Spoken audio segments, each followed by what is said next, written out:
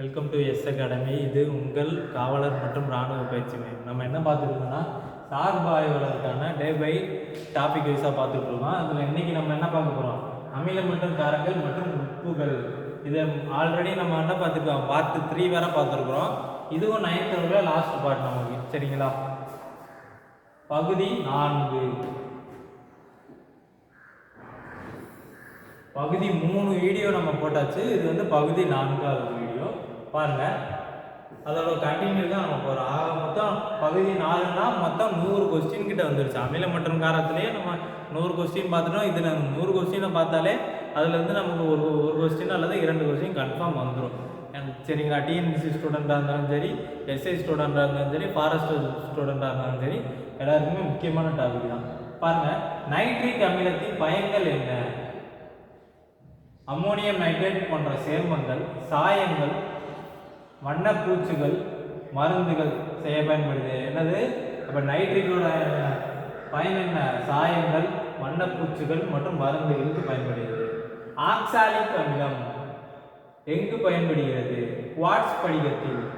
நம்ம குவார்ட்ஸ் படிகாரம்ன்ற மாதிரிலாம் சொல்கிறோம்ல, குவார்ட்ஸ் படிகாரத்தில் ஏற்படும் இரும்பு மற்றும் மாங்கனீஸ் படிவுகளை சுத்தம் செய்ய பயன்படுகிறது. மரபு பொருட்களை தூய்மையாக்கவும் கருப்பு கரைகளை நீக்க. ரொம்ப பழமையான இதெல்லாம் இருக்கும்ல, பழமையான பொருட்கள்லாம் அதில் உள்ள கருப்பாக இருக்கிற என்ன சொல்கிறது கரைகள் எல்லாம் நீக்கிறதுக்கு என்ன பண்ணுது? ஆக்சாலிக் அமிலம் பயன்படுகிறது. அடுத்து பாருங்க, நம்ம வந்து கூல்ட்ரிங்க்ஸ் எல்லாம் குடிக்கிறோம்ல, காற்று அடைக்கப்பட்ட, நல்லா பாருங்க, காற்று அடைக்கப்பட்ட பானங்களில் பயன்படும் அமிலம் கார்பானிக் அமிலம்.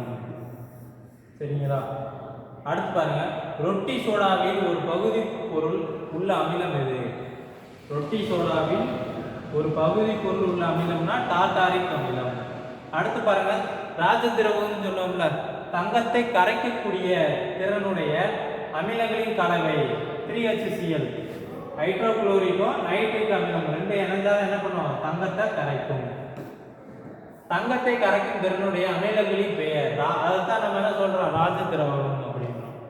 பாருங்க, 3 பங்கு ஹைட்ரோகுளோரிக் அமிலம், அதான் கொடுத்துருந்தாங்கல்ல 3HCl அப்படின்ட்டு, மற்றும் 2 பங்கு நைட்ரிக் அமிலம் கலந்த கலவையின் பெயர் தான் என்ன? ராஜதிரவகம். சரிங்களா, அடுத்து ராஜதிரவகம் எந்த கலவையின் வேதியியல் வாய்ப்பாடு? நான் பார்த்தோம் 3HCl என்ன? ஹைட்ரோகுளோரிக். H1O3 அப்படின்னா நைட்ரிக் அமிலம். அது ரெண்டும் சேர்ந்தாதான் என்ன ஆகும்? ராஜதிரவமா நமக்கு கிடைக்கும். ராஜதிரவம் என்ற சொல் லத்தீன் மொழியில் இருந்து பெறப்பட்டது. சரிங்களா, அடுத்து பாருங்க, ராஜதிரவம் என்பதன் பொருள் என்ன? திரவத்தின் அரசன். ஏன்னா தங்கத்தையும் ஊக்கக்கூடிய அமிலம். சரிங்களா, அதனாலதான் நம்ம என்ன சொல்றோம்? திரவத்தின் அரசன். அடுத்து பாருங்க, காரங்கள் நீரில் கரையும் போது ஹைட்ராக்சைடு அயனிகளில் தருவது என்பது யாருடைய கூற்று? ஸ்வாண்டே அர்கினியஸ். இவர் எப்போ சொல்லியிருப்பாரு? 1884. சரிங்களா, முதல்ல அமிலம் மற்றும் காரத்தை பத்தி சொல்லியிருப்பாரு இவர்தான். பாருங்க, ராஜதிரவம் எதற்கு பயன்படுகிறது?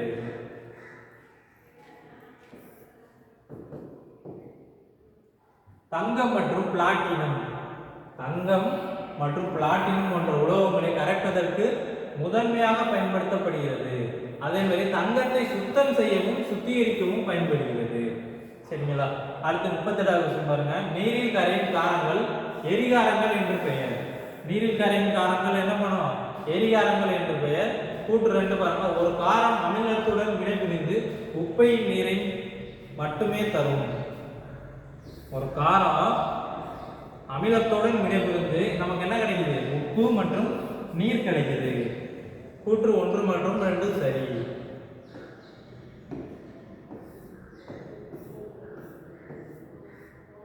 அடுத்த கூற்று பாருங்க, நம்ம கூற்று கொஸ்டினா ஏன் வைக்கிறோம்னா நம்ம டாபிக்கை ஃபுல்லாக கவர் பண்ணணும், அதனால கூற்று கொஸ்டினாக வச்சிருக்கிறோம்.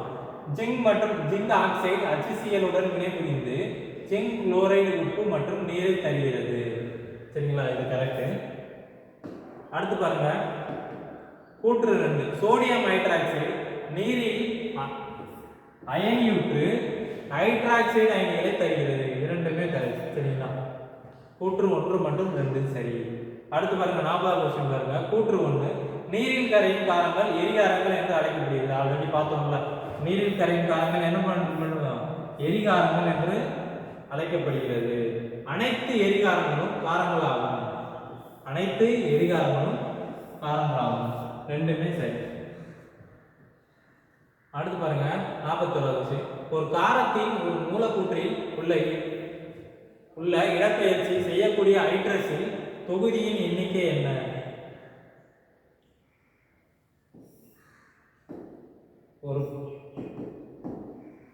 ஒரு காரத்தில் ஒரு மூலக்கூறில் உள்ள இடப்பெயர்ச்சி செய்யக்கூடிய ஹைட்ரஸின் தொகுதி, அதைத்தான் நம்ம என்ன சொல்றோம்னா அமிலத்தவம்னு சொல்றோம். ஒரே ஒரு மூலக்கூறு மட்டும்தான் இடம்பெயரும். சரிங்களா?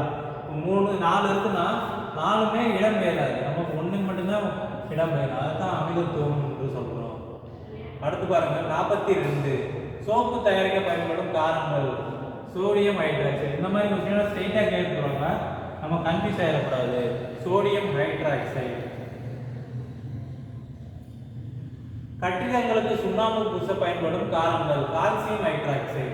ஹைட்ராக்சைடு அந்த மாதிரி வந்தாலும் என்னது? அது காரங்கள், அமிலங்கள் கிடையாது. அடுத்து பாருங்க 44 கீழ்கண்டவற்றுள் காரங்கள் பற்றி தவறான கூற்று எது?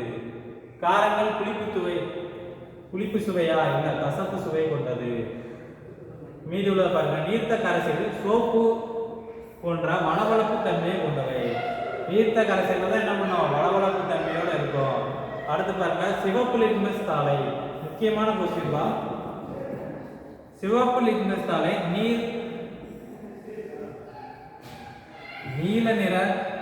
நீல லிட்மஸ் தாள். சிவப்பு லிட்மஸ் தாளை நீல நிறமாக மாற்றுபவை. இவைகளின் நீர்த்த கரைசல்கள் மின்சாரத்தை கடத்தும் திறன் உடையவை. சரிங்களா? அடுத்து பாருங்க காரங்கள் உலோகங்களுடன் இணைந்து உப்பையும் ஹைட்ரஜன் வாயுவும் தருகின்றன. இது எல்லாமே கரெக்ட்.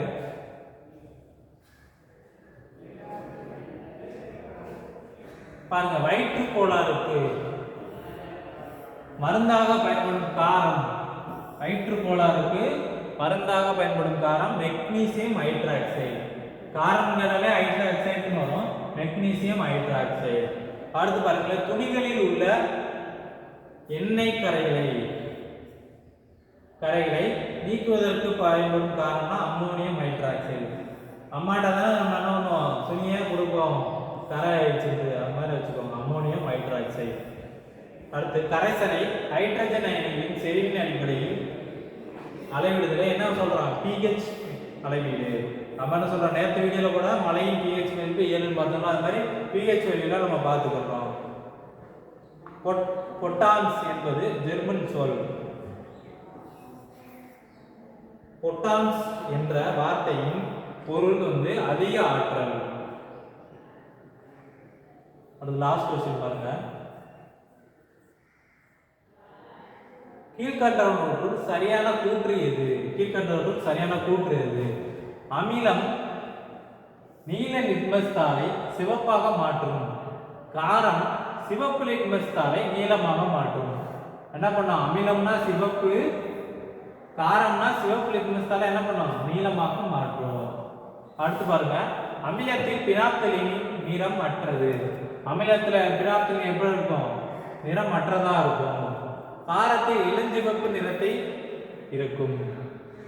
அடுத்து பாருங்க அமிலத்தில் மெத்தில் ஆரஞ்சு சிவப்பு நிறத்தை உருவாக்கும். கரெக்ட். காரத்தில் மெத்தில் ஆரஞ்சு மஞ்சள் நிறத்தை உருவாக்கும். இந்த 4 பாயிண்ட்டுமே என்ன பண்றாங்கன்னா நமக்கு ரிவிஷனா கேட்கறாங்க, ரிப்பீட்டடாவே வந்துகிட்டே இருக்கு. நம்ம நல்லா ரிவிஷன் பண்ணி பார்த்துக்கணும். இன்னைக்கு டாபிக் என்ன பண்ணிட்டோம்? அமிலம் மற்றும் காரங்கள் முடிச்சிட்டோம். அடுத்து உங்களுக்கு என்ன டாபிக் வேணும்னு சொல்லுங்க, அதுல நம்ம வீடியோ போடுவோம்.